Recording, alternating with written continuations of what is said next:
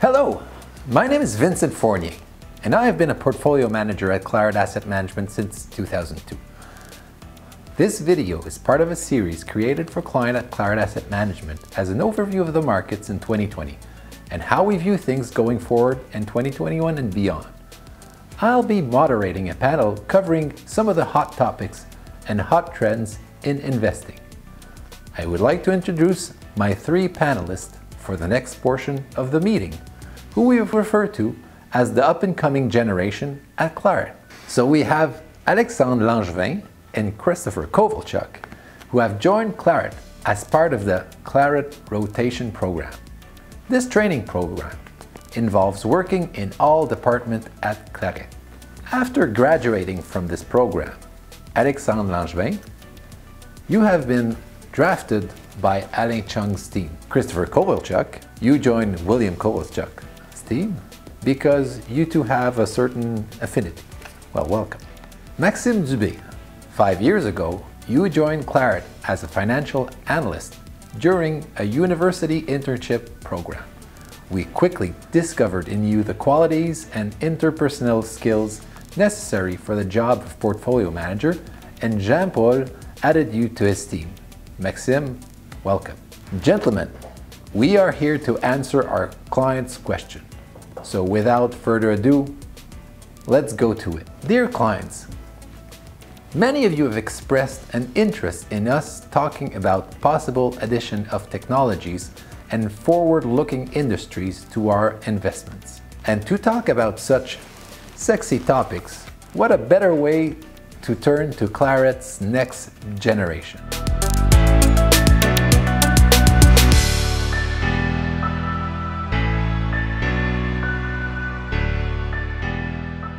So our first question is about Bitcoin, which reminds me of Bill's volatility illusion. Speaking of volatility, when I look at Bitcoin, it looks more like a seesaw going up and down than an investment.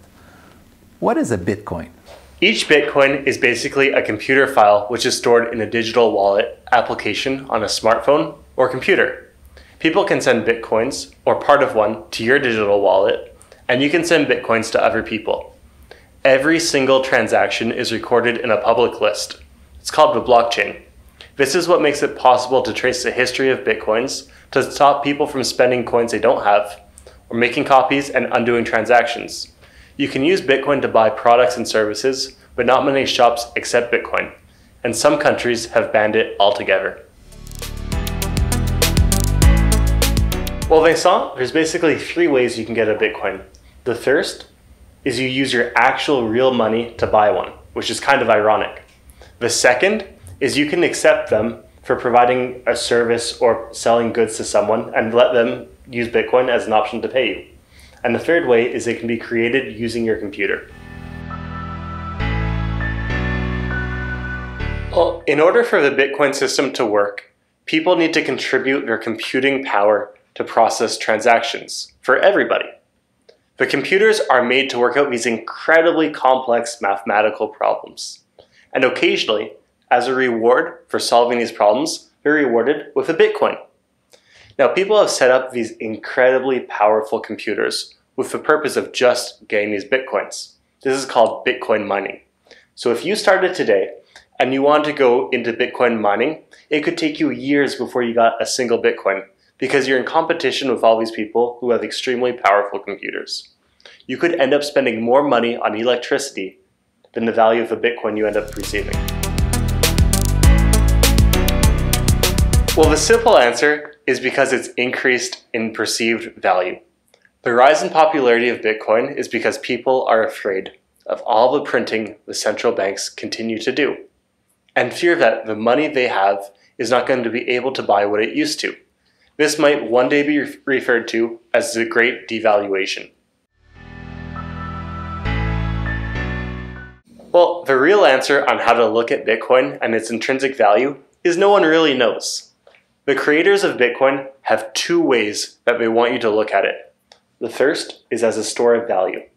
The second is for use in transactions. The reality is it's currently based on supply and demand. Remember, you can't really look at it with an intrinsic value because it does not produce any free cash flow dividends, or coupons. Gold is naturally the first comparison people make, because in the case of gold, it was considered a store of value. During the ancient Roman proverb, it sort of went, an ounce of gold was said to buy a very nice toga. And today it maintains that value, as it would probably buy a very nice suit. Bitcoin, on the other hand, has ranged from a price of about $4,000 to $20,000 US over just this past year.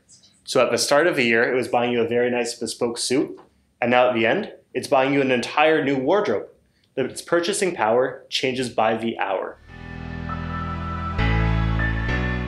These price movements are the result of speculation. People are speculating that Bitcoin will replace cash. In Warren Buffett's 1996 letter to shareholders, he stated, if you aren't willing to own a stock for 10 years, don't even think about owning it for 10 minutes. As Bill pointed out, at Claret, rather than getting too caught up in the price movements of a stock or volatility, we stay grounded, like Buffett, buying companies that make great products, have strong competitive advantages, and can provide you with consistent returns over the long term. I wanted to see how easy it was to use it, and one evening I decided to buy several different types of cryptocurrencies. I set up 2 wallets, and I wanted to move money from one wallet to the other. The process seemed simple enough. So when everything looked right, I clicked send, and the money was immediately gone from the first wallet. Except it wasn't in the second. And when I went to go check back on the first one again, it still wasn't there. I quickly began to panic, thinking I just lost a couple dollars along the way here. It wasn't on the first day, it wasn't on the second day, but it took 3 entire days for my money to show up. How are you supposed to run a business that way if it takes you 3 entire days? If you're trying to run a business, cryptocurrencies take too long to transact and process, and it's no real way to run a business. Well, in the G7, we're privileged to have really good paper money. However, if you looked at countries like Zimbabwe, Venezuela, or even Argentina, that's not the case.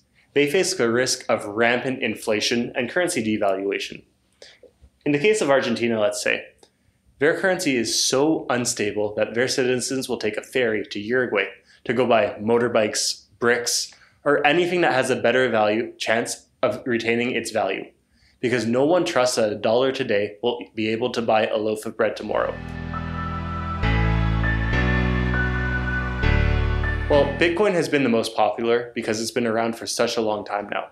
There are many other cryptocurrency projects. The issue is a lot of these projects fail within the first year to year and a half. One academic research paper stated that only 8% of over 80,000 blockchain projects ever launched are still active today. Picking the cryptocurrency that will replace cash is almost an impossible task. All right, thank you, Chris. Hopefully the clients who wanted to understand more about Bitcoin have their answer. And I guess we understand that it's not going to be an asset class that will fit in a Claret portfolio. Now let's move to Alex. Because with the pandemic, we have had to sit in front of a screen or computer a lot more this year. So I guess that's why technology has been such a big concern and question mark for clients. So our first question, do you still think that we must avoid the tech stocks that have pushed the market recently? Alex? As I mentioned earlier, the objective never was to exclude the tech stocks just for fun, and we do hold some in our portfolios. So it's not a matter of technology versus non-technology stocks, but for us, it's more a question of being able to make sure the way companies earn their money makes sense, to make sure we pay a reasonable price, and to make sure it's safe for our clients to hold them.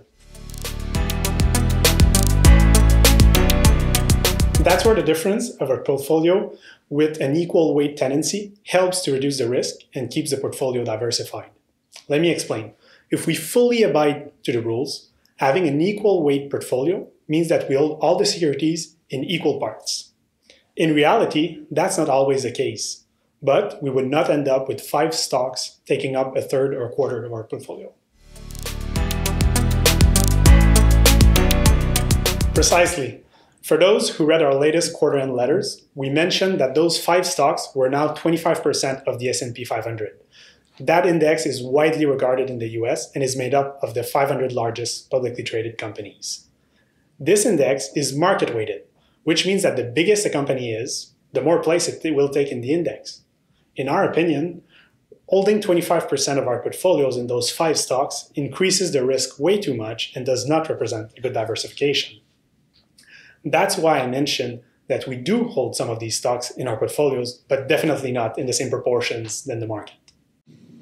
All right, so let's move to Max now. Max, when we refer to these technology stocks, we often think about the promising sectors of tomorrow. Now, how do we identify those promising sectors of tomorrow?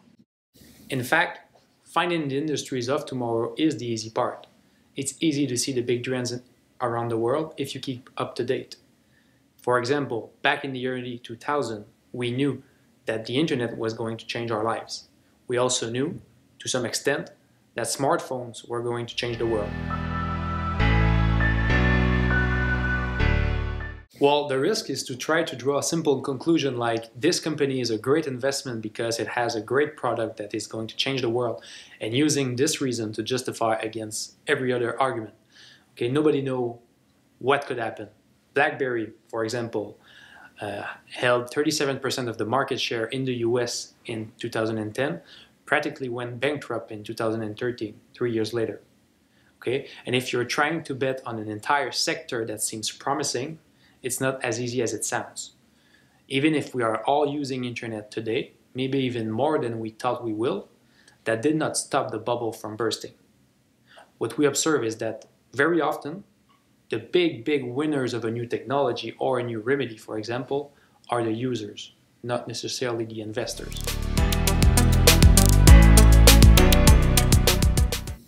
Yes, that's the hardest part, because they all have a great story and there's nothing to compare them to because they are all pioneers in their field. A recent example will be the cannabis industry since legalization in Canada. There are some companies that still exist and have a future, but even those aren't even close to where they stood when everybody was talking about it, when they were the red hot flavor of the month, right after legalization. So you can imagine what happened to the rest of them. First of all, the NASDAQ is a stock exchange in the United States, just like the Toronto Stock Exchange, the TSX, is here in Canada, for example. Stocks on this market are then taken together to form the NASDAQ Composite Index. So, if you read the newspaper or look at the news and you see that the NASDAQ was up 2%, it is that index we're talking about. Because the vast majority of those stocks are technology, that's why it's being referred to as a representation of how good or bad the tech stocks are doing. We all wish we could see in the future. It is true that some companies now have crazy valuations on the NASDAQ, so it could very well decrease and correct. That is a real threat.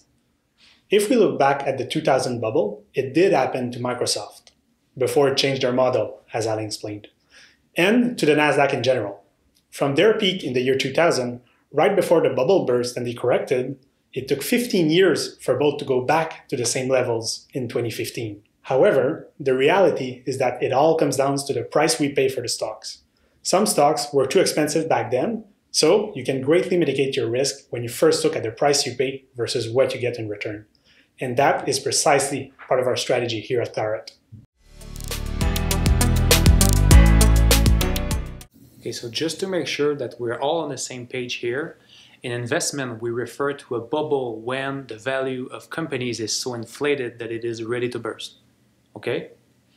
And that's where looking at the company's valuation becomes even more important, because when you are in a bubble, it's very hard to know.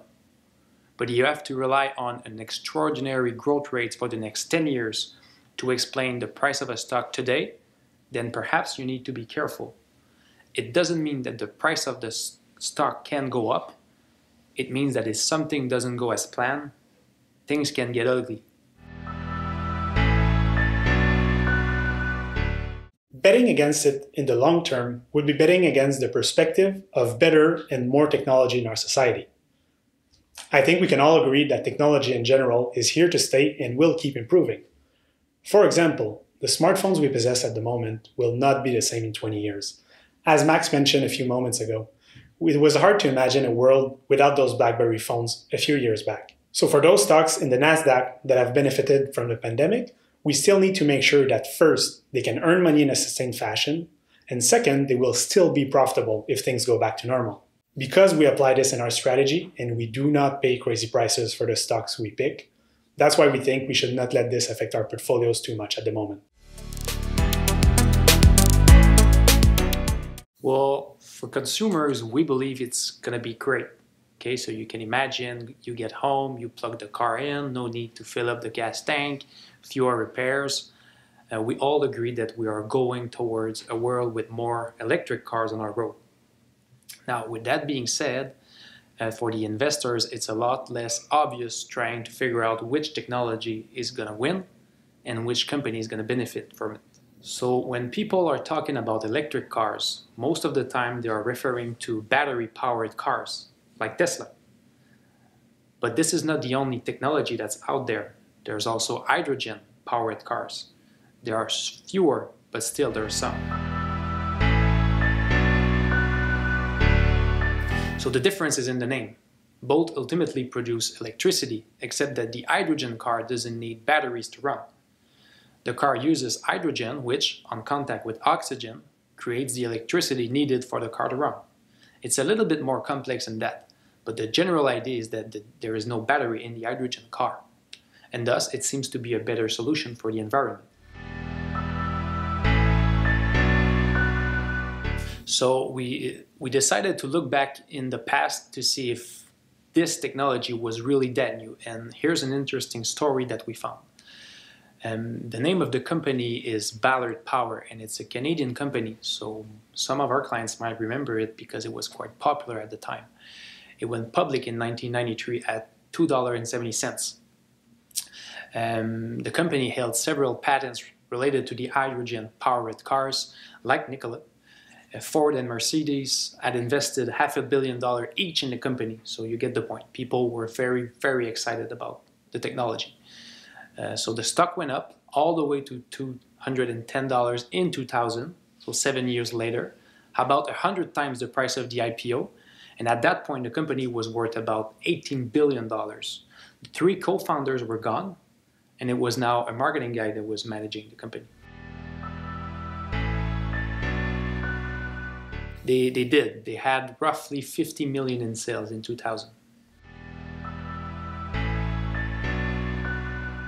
Well, time went by. The company never turned a profit. Quite the opposite, actually. The more time went by, the more money they lost because of the cost of research. And they obviously never delivered what they originally promised. And today, the company still exists, 27 years later, but it is worth about 10% of what it was worth at the peak in 2000. So I guess the moral here is hindsight is always 20/20.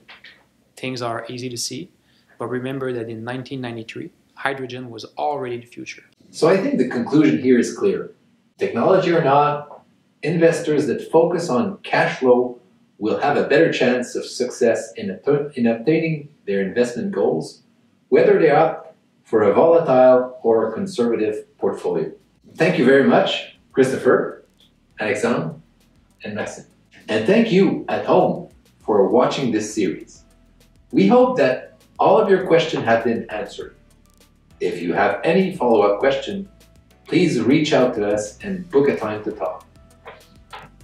If you're interested in receiving future video updates like this, follow us on LinkedIn, sign up for our newsletter, or subscribe to our YouTube channel. In making this short series, we realized there were many topics we couldn't do justice to. So we'll be tackling subjects such as preferred shares, interest rates, and more going forward. So from the entire team at Claret Asset Management, happy 2021, and here's to a prosperous new year. We look forward to seeing you again soon.